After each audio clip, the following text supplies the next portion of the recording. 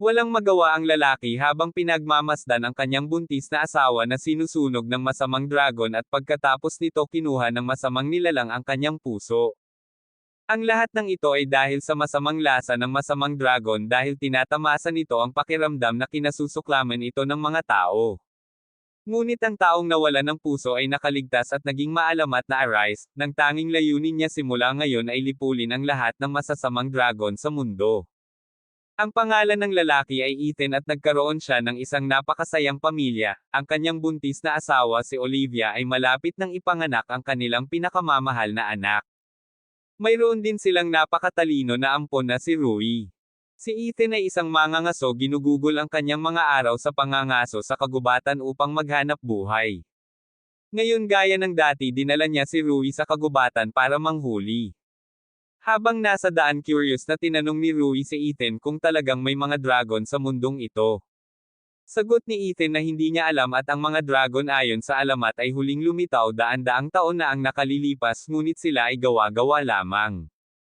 Naging maayos ang pangangaso noong araw na iyon at sa patnubay ni Ethan madaling manghuli ng husay si Rui, ngunit sa hindi inaasahang pangyayari isang masamang lobo ang biglang lumitaw at inagaw ang biktima ni Rui. Pinaputukan ni Rui ng palaso ang lobo ngunit walang kahirap-hirap itong umiwas at sumugod sa kanya. Sa kabutihang palad sa kritikal na sandali naharang ni Ethan ang lobo at nang tumingala sila napagtanto nilang napapaligiran sila ng isang grupo ng mga lobo. Nagtaka rin si Ethan sa presensya ng isang grupo ng mga lobo malapit sa lungsod kaya mabilis niyang hinimok si Rui na bumalik sa lungsod upang humingi ng tulong. Nang matanggap ang pakiusap ni Rui para sa tulong agad na isinuot ng mga sundalo sa lungsod ang kanilang baluti at naghanda upang alisin ang wolf pack. Gayunpaman sa sandaling iyon dumilim ang kalangitan habang nilalamon ito ng maitim na ulap. Samantala sa kabilang banda na corner ng Wolfpack si Ethan sa gilid ng isang bangin. Nang walang paraan pabalik naghanda si Ethan na ipaglaban ang kanyang buhay. Ngunit sa susunod na sandali ang mabangis na Wolfpack na tila takot at walang kalaban-laban ay biglang nabahag ang buntot at tumakas. Sa sandaling iyon may napansin din si Ethan na kakaiba sa langit at biglang sa isang nakakatakot na presyon isang malaking pulang figure ang lumitaw mula sa langit at ito ay ang maalamat na masamang dragon. Habang ang masamang dragon ay pumailan lang sa ulo ni Ethan ang makapangyarihang presensya nito ay nagpatigil sa kanya. Sa sandaling umalis ang masamang dragon si Ethan ay nagmamadaling tumakbo patungo sa bayan. Sa ngayon ang masamang dragon ay umaaligid sa ibabaw ng lungsod na nagpapakawala ng mapanirang hininga nito sa bayan. Ang mga sundalo sa lungsod na nakaharap sa maalamat na masamang dragon ay natakot, ngunit mabilis na gumanti ang kapitan at inutusan ang mga mamamana na sumalakay. Gayunpaman ang mga ordinaryong araw ay parang mga kilati lamang sa masamang dragon. Nawala ang lahat ng espiritu ng pakikipaglaban ng mga sundalo at nagsimulang maghiwa-hiwalay at umatras at naiwan lamang ang kapitan. Sa kabilang panig si Rui at ang buntis na ina si Olivia ay umiiwas sa mga pag-atake ng masamang dragon. Ngunit pagkatapos ay isang aksidente ang nangyari dahil biglang nasira ang nasunog na bubong. Sa sandaling ito ng krisis dumating si Ethan sa tamang oras gamit ang kanyang matibay na katawan upang matagumpay na iligtas sila. Nang makitang ligtas na nakabalik ang kanyang ama sa wakas ay nakahinga ng maluwag si Rui. Ngunit sa sumunod na sandali biglang lumitaw ang masamang dragon at nilamon ng buo si Rui. Galit na dinampot ni Ethan ang mahabang espada sa gilid ng kalsada at ang marahas na impact ay nabasag ang kanyang mga buto sa kabuuan. Gayunpaman sa sandaling iyon dahan-daang ibinaling ng masamang dragon ang ulo nito patungo sa buntis na si Olivia. Sa susunod na sandali bumalot sa kanya ang isang nakakapasong hininga ng dragon at tuluyang nawasak si Ethan. Ang dalawang pinakamahalagang tao sa kanyang buhay ay kinuha ng masamang dragon at ninakaw ang kanilang mga buhay ng ganoon na lamang. Napuno ng walang katapusang hinanakit at galit ang kaluluwa ni Ethan at sa sandaling iyon ang masamang dragon ay hindi inaasahang nagsalita ng wika ng tao at tinanong si Ethan kung labis niya itong kinasusuklaman.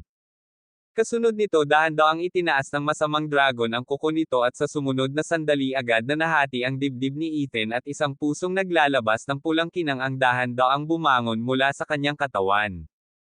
Para lamang lumunin ng masamang dragon sa isang lagok at hindi malinaw kung gaano katagal ang lumipas. Muling iminulat ni Ethan ang kanyang mga mata, ang malagim na peklat sa kanyang dibdib ay tila nagsasabi sa kanya na hindi ito panaginip. Paglabas ng silid na tuklasan ni Ethan na ang buong lungsod ay naging mga guho, at sa pagkakataong iyon isang babaeng nagngangalang Hana ang sumulpat sa likuran niya. Tinukoy ni Hana si Ethan bilang ang Arise, na sinasabing ang kanyang sarili ang kanyang katulong, at hindi nagtagal si Ethan ay nailigtas ni Hana gamit ang mahika at si Ethan ang maalamat na Arise. Bilang ang Arise, kahit na ang kanyang puso ay kinuha ng masamang dragon, hindi siya mamamatay dahil ang kanyang tunay na puso ay namamalagi hindi sa kanyang katawan kundi sa kanyang katapangan at paghahangad. Sa pagkakataong ito, biglang may naalala si Ethan at galit na galit nagsimula siyang maghukay sa kalapit na mga durog na bato gamit ang kanyang mga kamay. Sa loob ng mga labi, ang tanging natira ay isang pulse heiress na pag-aari ng kanyang asawang si Olivia. Naging abo na ang katawan ni Olivia sa ilalim ng hininga ng masamang dragon. Ang mabangis na imahe ng kalunos-lunos na pagkamatay ng kanyang dalawang mahal sa buhay ay muling bumabalik sa kanya. Sa sumunod na sandali, tuluyan na siyang nilamon ng walang katapusang galit at sakit. Pagkatapos ay sumumpa siya sa kanyang kaluluwa na puputulan niya ang ulo ng masamang dragon na naghahanap ng paghihiganti para sa kanyang asawa at anak. Sa isang sandali ng kalmado, nakita ni Ethan ang isang hanay ng mga buo na sandata na nakasuot sa gitna ng mga guho ng kampo ng militar. Pagkatapos naghanda silang dalawa at pumunta sa direksyon na nilisan ng masamang dragon. Sa pamamagitan ng kanilang pag-uusap, nalaman ni Ethan na si Hana bilang kanyang katulong ay inatasan na protektahan ang Arise mula nang ipanganak. Sa sandaling iyon, isang malakas na pagyanig ang umalangaw-ngaw sa lambak. Ang dalawa ay sumugod sa pinanggalingan at natagpuan ang isang napakalaking demonyo na may isang mata sa lambak, at sa hindi kalayuan isang batang babae ang nakakadena sa pwesto. Habang papalapit ang demonyo sa dalaga, tumalon si Ethan mula sa bangin na may hawak na espada at mabilis na pinutol ang mga tanikala para palayain siya, ngunit nang matanggal ang mga tanikala, inagaw siya ng malalaking kamay ng demonyo. Pinoprotektahan ng mahika ni Hana na gawang iligtas ni Ethan ang babae sa isang makitid na pagtakas. Kasunod nito, nalaman nila mula sa batang babae na siya ay residente ng isang kalapit na nayon.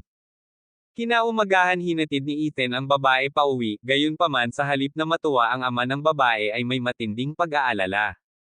Ang nayon ay matagal nang nagtiis ng pag-uusig ng isang demonyong may isang mata.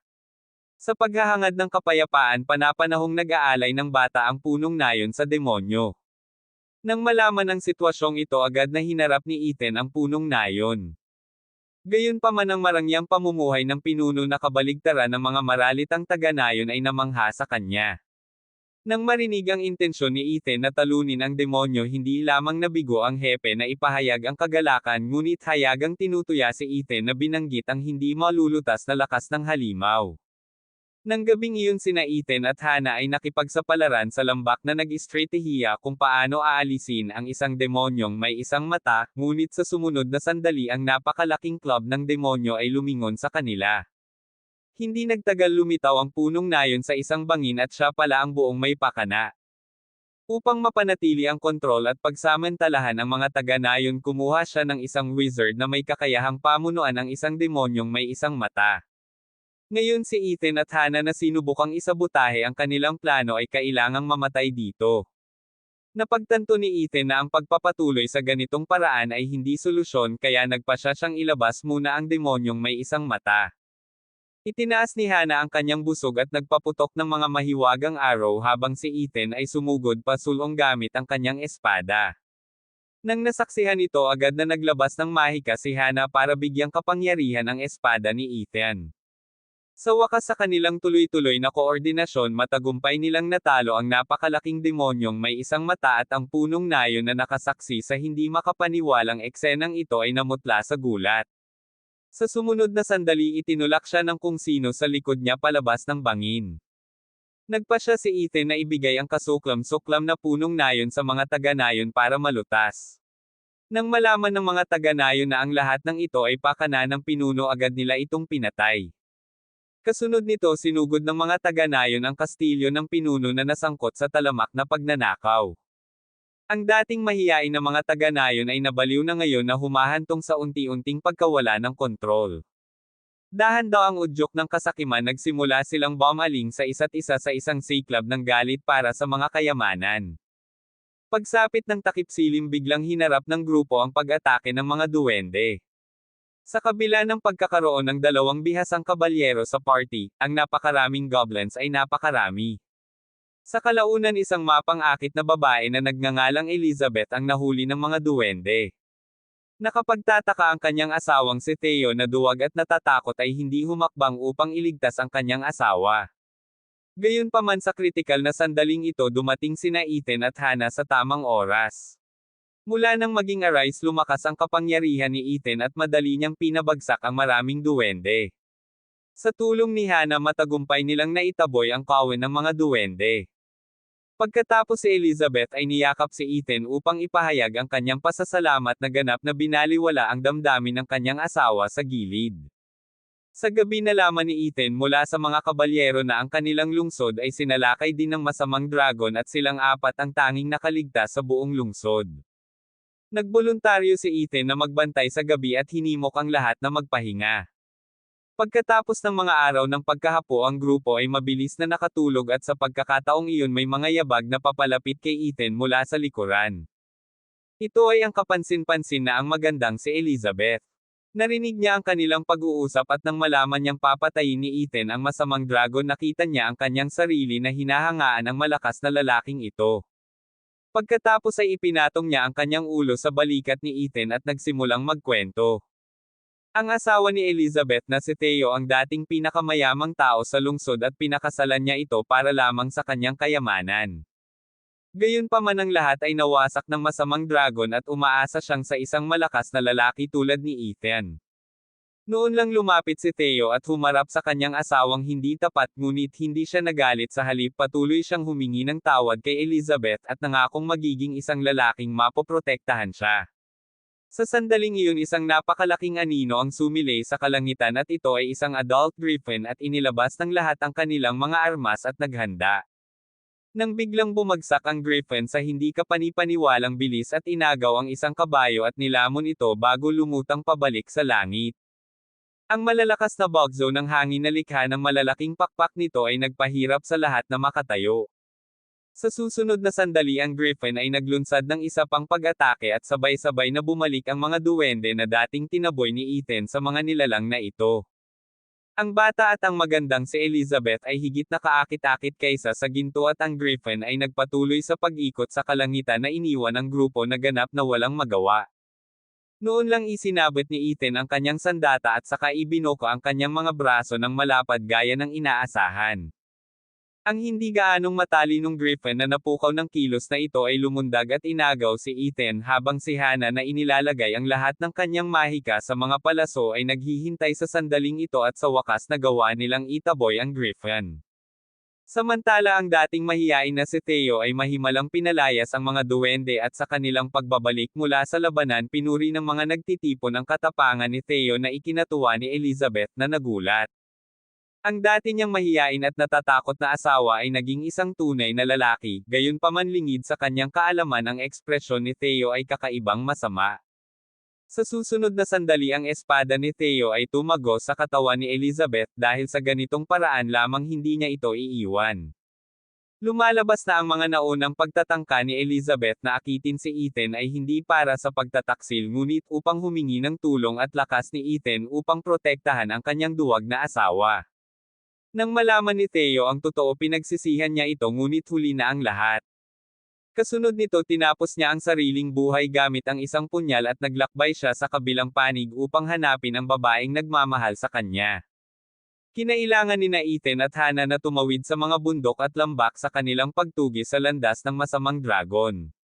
Sa paglalakbay na ito ay napadpad sila sa isang nayon na nasa kailaliman at dito nakatagpo sila ng isang babaeng nagngangalang Lani. Sa kanyang salaysay, nalaman ni Ethan kung bakit nagkaroon ng ganitong tiwangwang na nayon sa gitna ng malalayong bundok na ito. Ito pala ay sa loob ng mga kuweba at dito tumubo ang isang mahimalang lumot. Ang pagkonsumo ng lumot na ito ay nagdulot ng mga indibidwal sa kamangha-manghang mga ilusyon. Nang malaman ito, ipinag-utos ng lokal na gobernador ang pagtatatag ng nayon upang pagsamantalahan ang lumot na ito. Gayunpaman ang pang-akit ng lumot ay nagdulot ng matinding kahihinatnan at nagdulot ito ng matinding dependency dahil sa kaakit-akit na mga pangitain na ibinigay nito.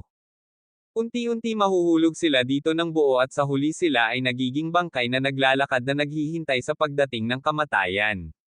Sa kasamaang palad na biktima rin ng makamandag na lumot na ito ang asawa ni Lani. Hindi nagtagal kumalat ang balita tungkol sa pagkawasak ng masamang dragon sa mga kalapit na lungsod.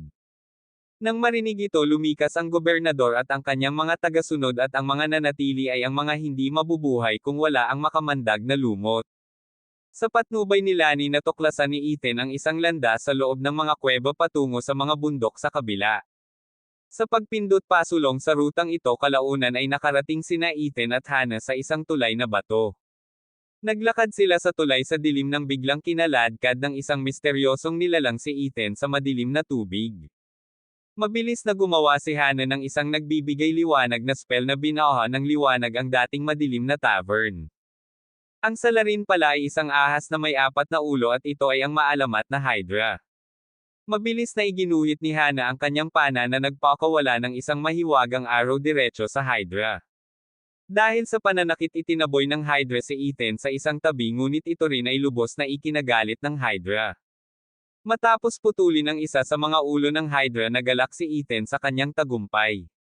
Gayunpaman sa kanyang sorpreso muling nabuo ng Hydra ang nawalang ulo na nagtataglay ng mga kakilakilabot na kakayahan sa pagbabagong buhay. Ang pagkatalo sa Hydra ay nangangailangan ng sabay-sabay na pagkaputol ng 4 na ulo, ngunit ang hindi nila inaasahan ay tumalikod na si Hydra at tumakbo palayo at pumunta ang Hydra sa bahay ni Lani.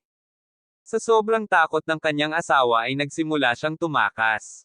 Sa kritikal na sandali itinulak siya ni Lani palayo at kasama ng kanyang buhay na iligtas ang kanyang asawa. Sa susunod na sandali isang magic arrow ang direktang tumama sa Hydra at nang dumating sina Ethan at Hannah sa pagtugis sa pagsisikap na iligtas si Ethan si Hannah ay tinamaan ng napakalaking katawan ng Hydra na sumugod sa kanyang tabi at natagpuan ni Ethan si Hannah na wala ng buhay. Nasaksihan muli ni Ethan ang isa pang taong pinahahalagahan niya ang pinatay ng halimaw. Sa susunod na sandali na sinamahan ng walang katapusang galit sa wakas ay nagising ang nakatago na kapangyarihan sa loob niya. Ang kanyang mga mata ay nag-aapoy sa galit at hinawakan niya ang kanyang espada at sinugod ang Hydra na may isang malakas na pagtalon. Mabilis na pinutol ni Ethan ang lahat ng 4 na ulo ng Hydra sa isang pagsalakay. Habang humupa ang kanyang galit at nabawi ni Ethan ang kanyang kalmado ay bumalik siya kay Hannah. Malungkot siyang humingi ng tawad sa dalagang nagsakripisyo ng sarili para protektahan siya. Gayunpaman sa isang mahimalang sandali isang maningning na liwanag ang bumalot kay Hannah at muli niyang binuksan ang kanyang mga mata. Lumalabas na ang mga tulad ni Hannah ang mga sumikat na tagasunod ay hindi tunay na mamamatay hanggat ang kanilang mga katawan ay nananatiling buo. Kasabay nito hiniwa ng asawa ni Lani ang tiyan ni Hydra at iniligtas ang naghihingalong si Lani. Gayunpaman dahil sa nakakapinsalang epekto ng mga acid sa tiyan ng Hydra nawala ng paningin si Lani. Dahil sa labis na pagsisisi humingi ng tawad ang kanyang asawa na nangakong mamahalin at aalagaan si Lani mula noon. Bilang resulta sa wakas ay narating ni na Ethan at Hannah ang mga bundok sa kabila. Papalapit sa pugad ng maalamat na masamang dragon muli silang nagsimula sa landas ng paghihiganti. Hindi nagtagal inatake sila ng isang grupo ng mga undead na espiritu dahil sa napakaraming mga kaaway ay wala silang choice kundi umatras. Gayunpaman parami ng parami ang mga undead na sundalo na direktang nakapaligid sa kanila at sa kanilang pagtakas nakasagupa ni Ethan ang mga nagpapatrulyang sundalo. Nang makita ang napakalaking grupo ng mga undead na nilalang agad na sumama sa labanan ang mga sundalo. Sa kritikal na sandali ang araw ay sumikat at ang madilim na nilalang sa ilalim ng sikat ng araw ay agad na nawasak at naging abo, at ang natitirang mga halimaw ay maaari lamang tumakas sa gulo. Minsan ang kapalaran ay gumagana sa mahiwagang paraan dahil ang pinuno pala ng mga sundalo ay ang kabalyerong si Simon na nakipaglaban sa tabi ni Ethan laban sa Griffin. Sinundan ni na Ethan at Hannah si Simon pabalik sa kampo at naroon din ang isa pang kabalyero na nagngangalang Balthazar. Ito ay lumabas na ang lungsod na ito ay sinalakay ng isang masamang warlock at ang mga mamamayan ay walang kapangyarihan na lumaban. Pinipilit silang lahat na tumakas sa lungsod at ang lugar ay naging isang desyerto na lungsod. Nang malaman ng militar ang sitwasyon, inutusan silang dalawa na pumunta at alisin ang warlock. Gayunpaman, dahil sa masamang dragon na nagdudulot ng kaguluhan sa lahat ng dako, ang hukbo ay maikli ang kamay at ang mga sundalong nakatalaga sa kanila ay kakaunti, kaya naman hindi nila nagawang patayin ang warlock. Noong una walang interes si Ethan na makisali, ngunit binanggit ni Simon na kung tumulong si Ethan ipapakita niya ang lokasyon ng pugad ng masamang dragon, at pagkarinig nito ay agad namang pumayag si Ethan. Di nagtagal, tanghali na ang perpektong oras para sa pangangaso ng undead at dumating ang grupo sa simbahan na nagsisilbing pugad ng warlock, ngunit walang laman ang simbahan. Di nagtagal, natuklasan nila ang isang lihim na daanan patungo sa ilalim ng lupa. Nagsindi sila ng mga kandila upang maipaliwanag ang madilim na espasyo sa ilalim ng lupa, ngunit ang kanilang nakita ay namangha sila. Isa itong napakalaking pag-iipon ng mga kayamanan na nakatambak na parang mga bundok. Ninakawan ng warlock ang lahat ng kayamanan ng lungsod at inangkin ito bilang kanya. Biglang isang kakaibang pangyayari ang naganap kasama ang bagsong nakakatakot na hangin. Hindi mabilang na mga gintong barya ang lumipad sa hangin na bumubuo ng isang napakalaking bungo. Ang buong silid sa ilalim ng lupa ay agad na napuno ng isang napakasamang aura, habang ang masamang warlock ay dahan-daang nagmula sa loob. Dahil sa napakaraming bilang ng mga kaaway, ang grupo ay nagsimulang magpakita ng mga palatandaan ng pagkatalo. Sa sandaling iyon, kinuha ni Hana ang isang bag ng mga gintong barya at tumakbo sa itaas. Ang warlock, pagkakita nito, hinabol si Hana at sa ilalim ng mahika ni Hana ang bubong ay napunit sa isang malaking butas. Ang warlock na nakalantad sa sikat ng araw ay panandaliang nawala ng kakayahang kumilos na kaagad pagkatapos itinusok ni Ethan ang kanyang espada sa dibdib ng warlock. Ang dating napakalakas na warlock nawala sa manipis na hangin. Bumalik ang grupo sa silid sa ilalim ng lupa upang maghanda para sa paglilibing ng nahulog na sundalo. Nagdadalamati si Balthazar na sila ay napakahirap, ngunit wala man lang silang pera na pambayad sa libing ng kanilang kawal. Gayunpaman, itinuro ni Ethan ang malaking halaga ng pera sa harap nila at ang pahayag na ito ay tumama kay Balthazar. Sa sumunod na sandali, pinulot niya ang isang sibat mula sa lupa at tinusok ang dibdib ni Simon. Hindi makapaniwalang tinanong siya ni Simon kung bakit niya ito ginawa. Ngumiti si Balthazar ng isang baluktot na ngiti at sinabi na si Simon ay isang taong marangal at hindi ibinulsa ang pera para sa kanyang sarili, ngunit ang pera ay napakahalaga para sa kanya. Sa perang ito, mabubuhay siya ng isang aristokrata tulad ni Balthazar na nawala sa kanyang mga pantasya. Sinamantala ni Simon ang pagkakataong itusok ang kanyang espada sa kanyang katawan. Ang biglaang masakit na sakit ay nagpabalik kay Balthazar sa kanyang katinoan at napagtanto niya na siya ay nilamon ng kasakiman. Sa mga huling sandali ni Simon, inihayag niya kay Ethan ang lokasyon ng pugad ng masamang dragon, at ito ay isang bulkan na pinangalanang Mountain of Filth. Matapos ang hindi mabilang na paghihirap, sa wakas ay narating ni Ethan at Hana ang pugad ng masamang dragon. Sa pagharap sa masamang dragon, hindi na napigilan ni Ethan ang kanyang galit at itinaas niya ang kanyang espada at sinugod ang halimaw na kumitil sa buhay ng kanyang asawa at mga anak. Gayunpaman, ang sumunod na sandali ay nagdulot ng pagbuga ng hininga ng masamang dragon at buti na lang nailigtas siya ni Hana sa tamang oras. Sa sandaling iyon, nabawi ni Ethan ang kanyang kalmado at napagtanto na ang direktang paghaharap sa makapangyarihang masamang dragon ay walang saysay. Naghiwalay sila at naglunsad ng pag-atake sa masamang dragon kasama si Hana na nagtakip, at sa wakas ay nilapitan ni Ethan ang hayop at itinusok ang kanyang espada sa kuko nito. Gayunpaman, ang pinsala ay tila hindi gaanong mahalaga sa masamang dragon.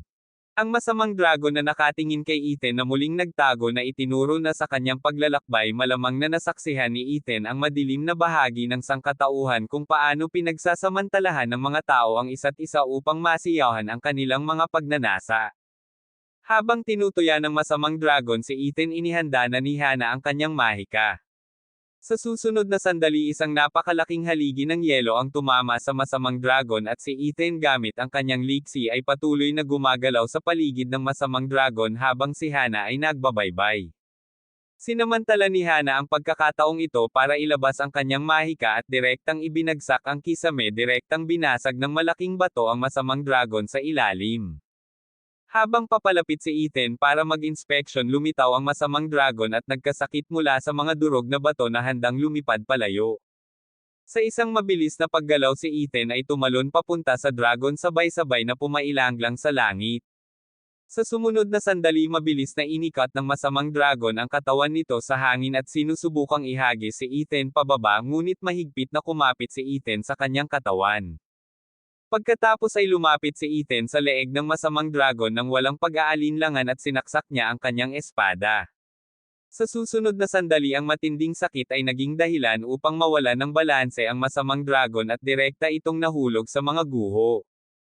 Ang masamang dragon na nakikita ang sarili na inilagay sa ganoong kaawa-awang kalagayan ng isang tao, sa wakas ay nagalit. Ang nakakabinging sigaw ng dragon ay bumalot sa buong espasyo.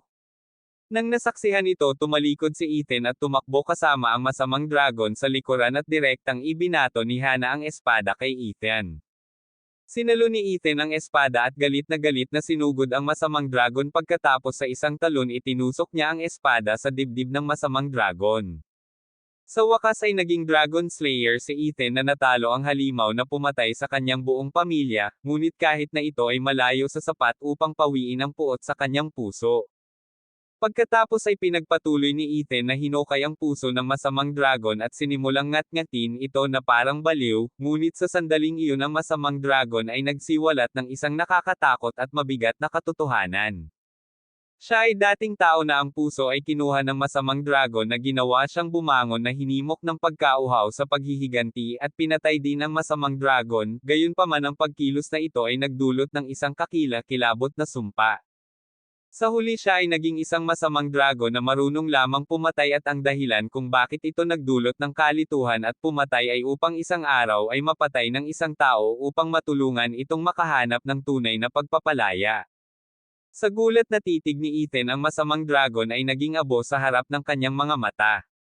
Kasabay nito, muling naramdaman ni Ethan ang pagtibok ng kanyang puso at kasabay ng mga pagbabago sa kanyang katawan, at ang kanyang katawan ay nagbabago na sa isang masamang dragon.